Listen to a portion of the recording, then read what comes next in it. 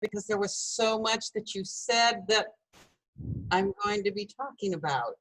So thank you for being on my frequency, or I was on yours. I'm not sure which, but I appreciate that. So what I wanted to talk about today is something that I really ask all of the Belizeans that I run across, and they all just look at me blankly, and I go, so who are you?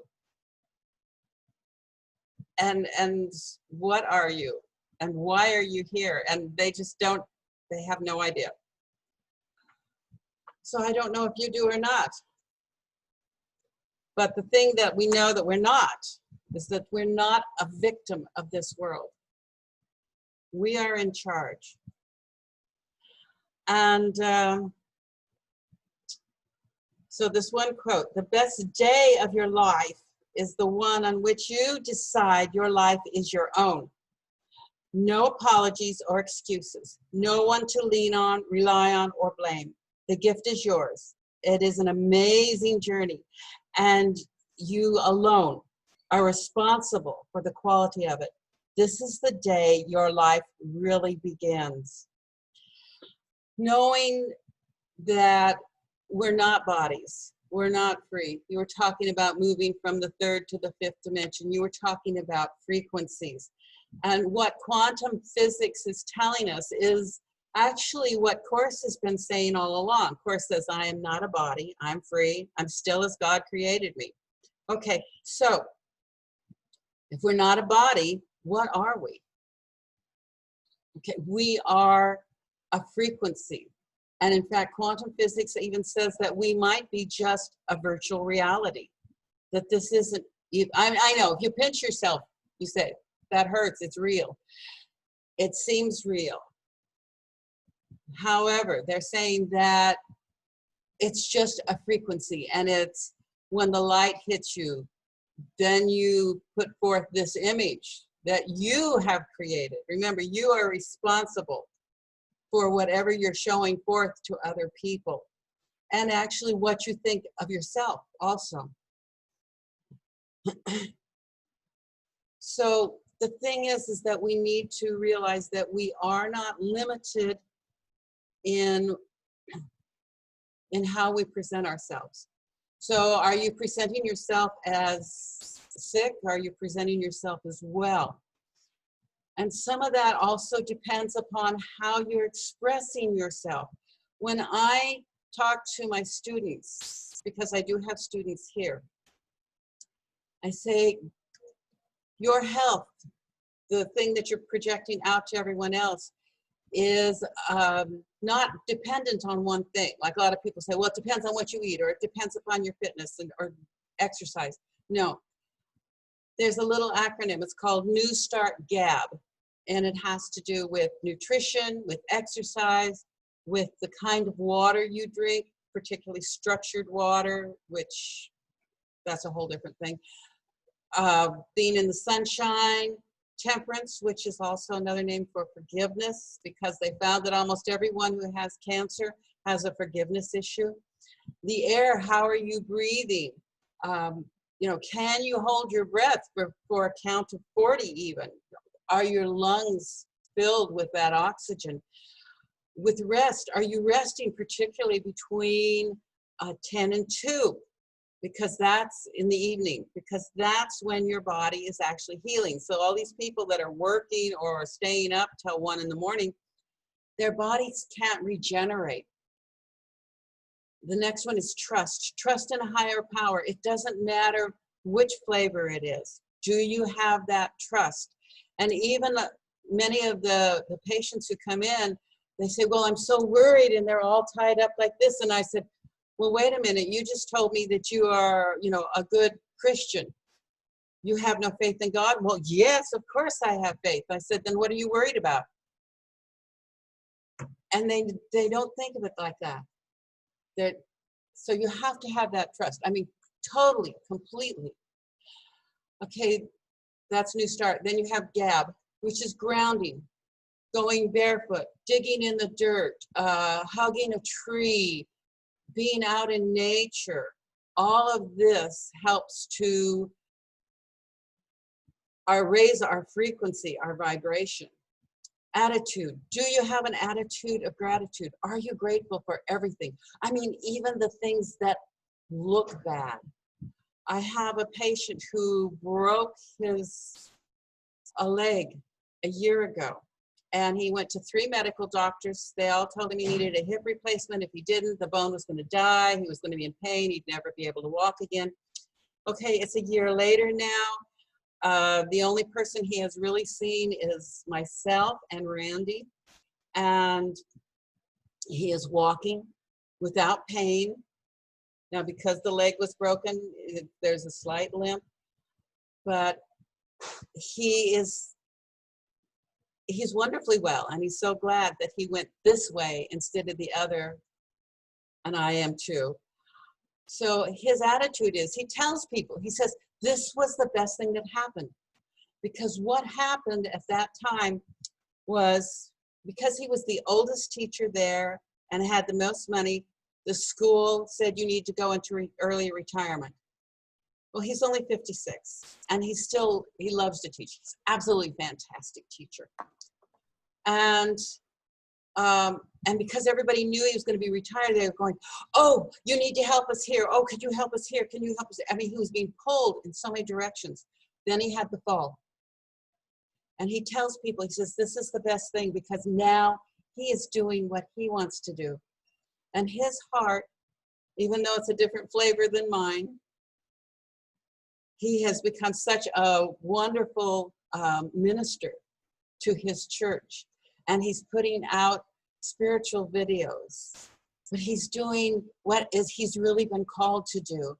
And that's what I mean. You need to have this attitude of gratitude for whatever happens, because it's all taking you, I think even Linda was saying it, it's taking you to a higher place, to a better spiritual growth. This is the kind of thing that we really want. So all of those things that appear bad may not really be so bad after all. The last thing is beneficence. And beneficence means sharing. And you share of your time, of your energy, of your wisdom. And especially down here in Belize, it's been wonderful for me, because I've had more freedom to actually do all of the stuff that I was trained to do. And I advertise on my card, it says Eastern Chiropractic. And right down here, I'm called Dr. Susan. And so they don't use last names at all. It's all first names. And so I can really do my work openly, and I don't have to be afraid that I'm going to be shut down because I'm doing something illegal. So the thing is here in Belize, they had a lot of what they call bush doctors, herbalists, things like that. And most of them at this point in time are in their 70s, 80s, even older. And they have not passed that down. They haven't been able to share that wisdom. And it is so important, because each one of you has a special gift, a special knowledge. And to find someone who is younger to be able to pass this knowledge down to.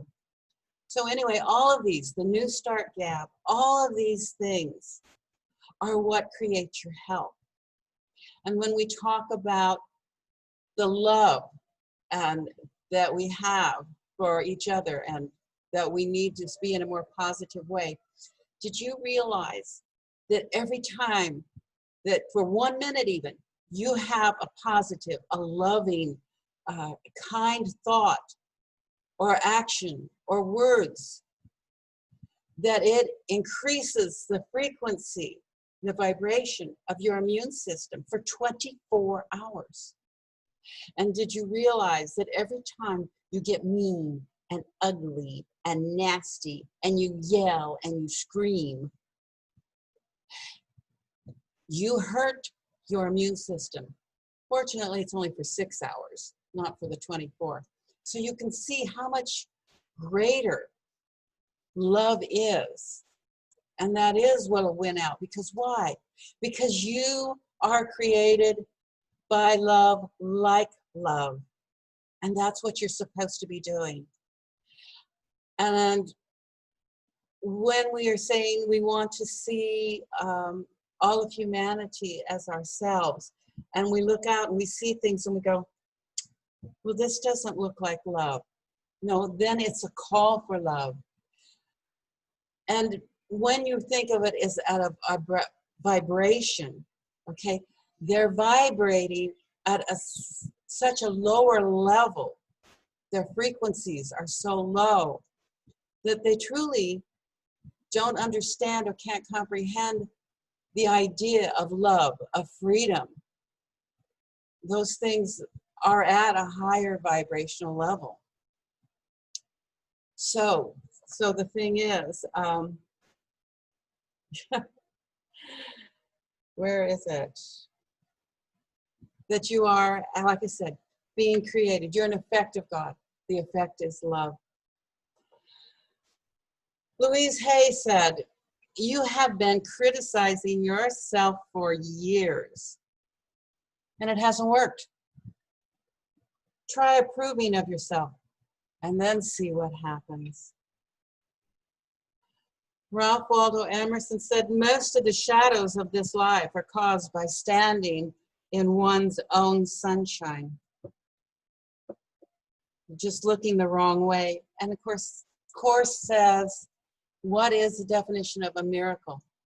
A miracle is a change in your perception. So change the way you're standing in the light, and you can see things differently.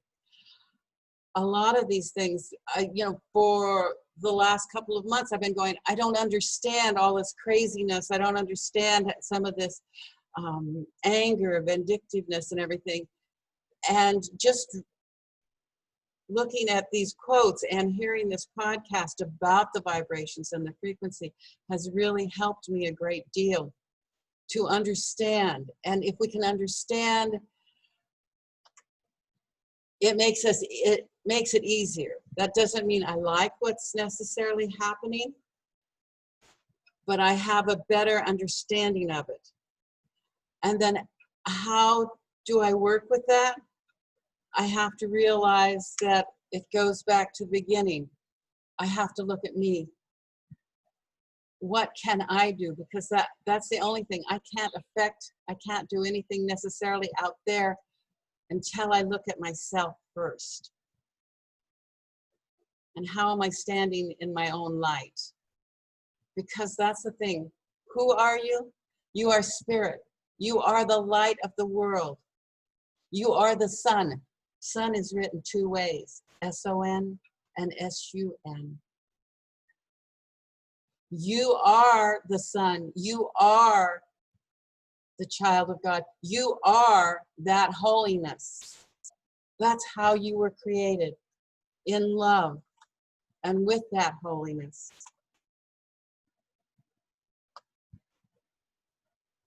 Yogi Bhajan says, you are very powerful, provided you know how powerful you are.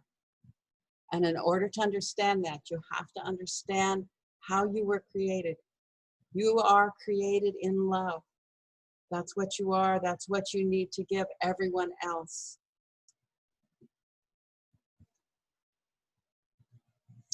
So knowing that we have just one life and that we share with God, and that we are all a child, one. We are the Holy Christ, the Holy Child of God. And as so, we are blessed, and we need to bless everyone else. That attitude of gratitude, that beneficence. George Adair says, everything you've ever wanted is on the other side of fear. The other side of fear? It's on love. Everything you wanted, everything you could be, it's all done in love. Because you are this holy child of God, you are entitled to miracles. And again, what are the miracles? A change in perception. To see things in another way. Fred Rogers, I don't know Most of you should remember Mr. Rogers. He said, if only you could sense how important you are to the lives of those you meet, how important you can be to people you may never even dream of. There is something of yourself that you leave at every meeting with another person.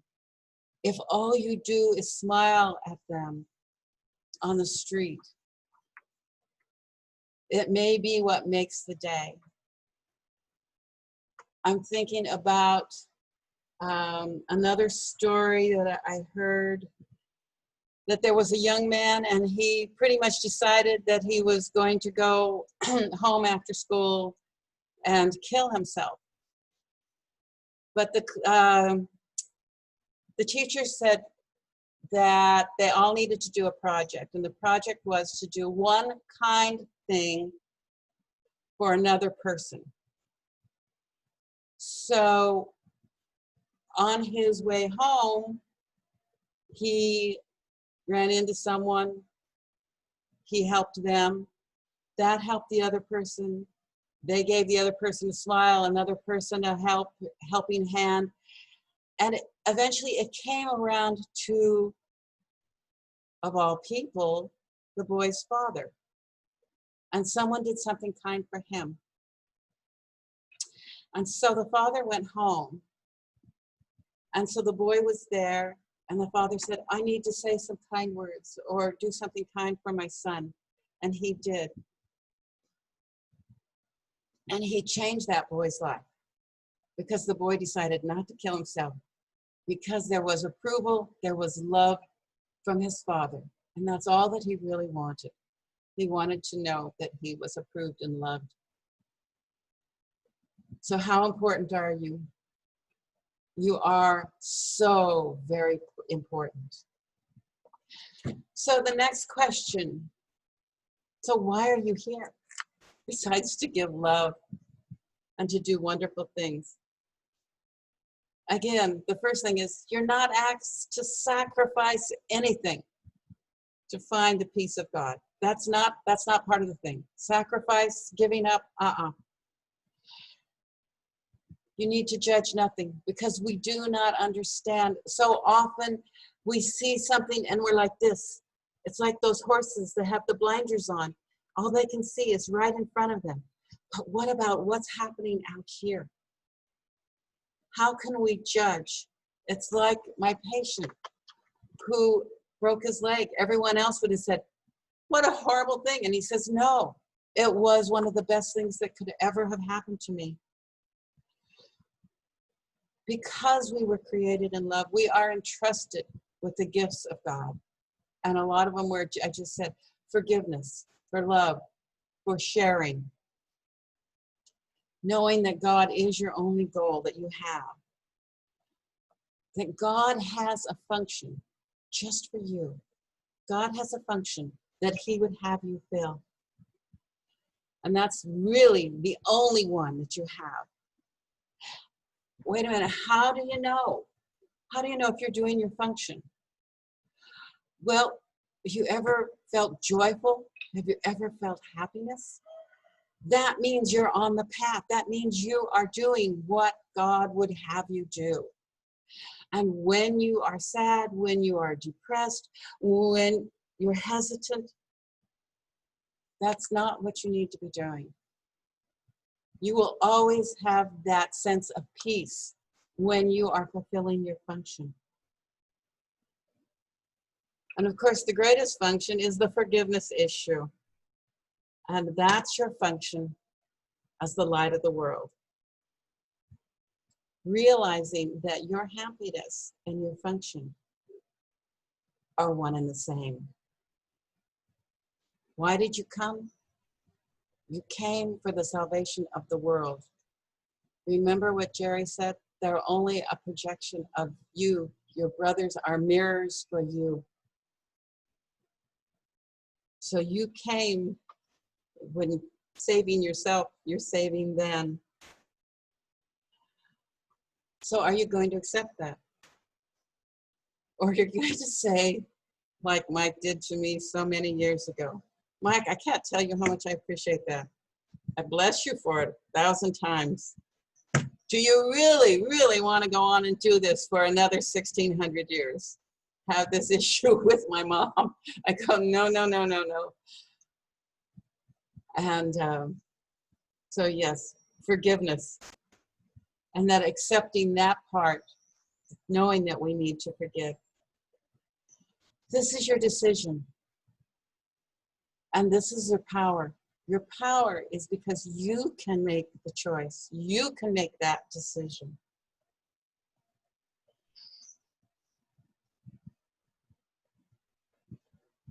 So what are we doing?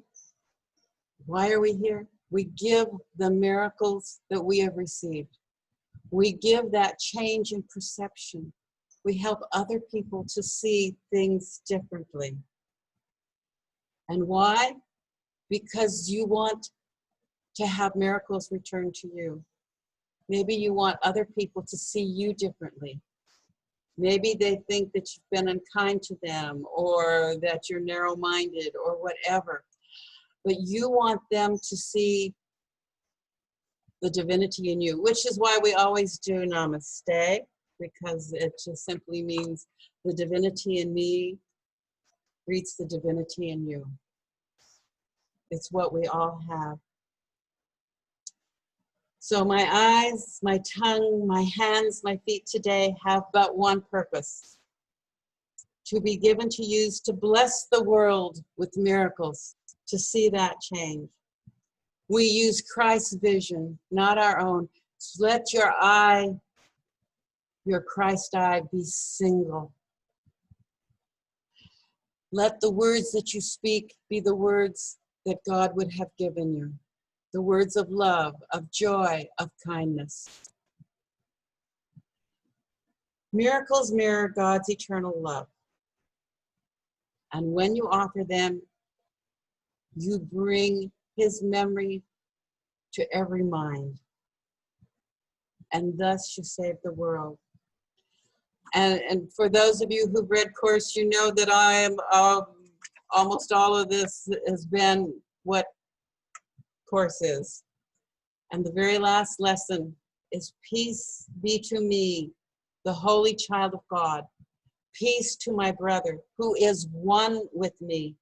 Let all the world be blessed with peace through me. And so I think that's all I have to say about how I feel about those two questions. Who am I? That I am spirit, I am love. Why am I here? To forgive, to be the light to others. And so I would ask if there's any questions from any of the rest of you.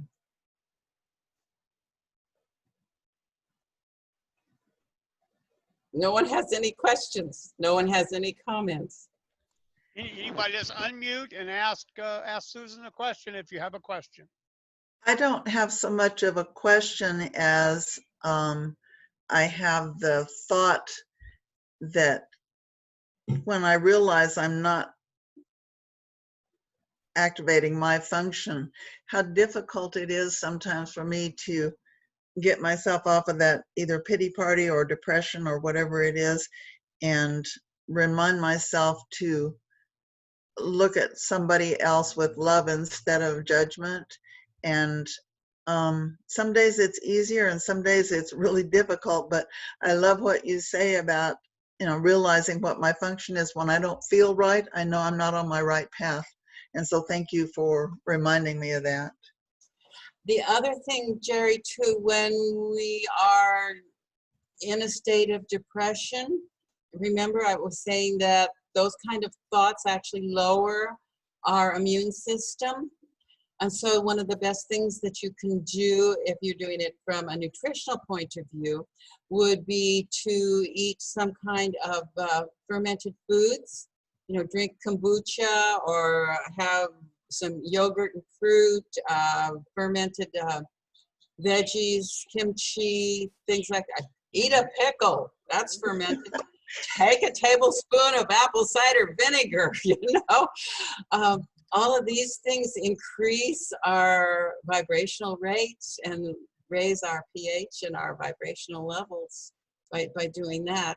So that would be one way. And then go out and stand in the sun. That Holding- always makes me feel better. and hold that new grandbaby. Oh, yes. Oh, yes. Thank you. Susan, can you, on your acronym there, that New Start Gap, can you send an email with the keywords behind that acronym you had started off with? Yes, I would absolutely love to, Bill. I mean, it's one of the biggest things I use for teaching because, you know, people, they think, oh, well, they died because they ate wrong, or they died because, you know, it's never one thing. It's an accumulation of everything. But for me, the two biggest ones are the two T words: temperance, which is forgiveness, and trust in a higher power. We have to have those. I just don't know how people go on living a good life if they are unable to forgive and they don't have a trust in that higher power. And I mean really absolute trust. Okay, thank you. I enjoyed your speak. Thank you. I just enjoyed being here. I do have to say it's, so this is a positive, miraculous thing for me because we don't have anything like this down here.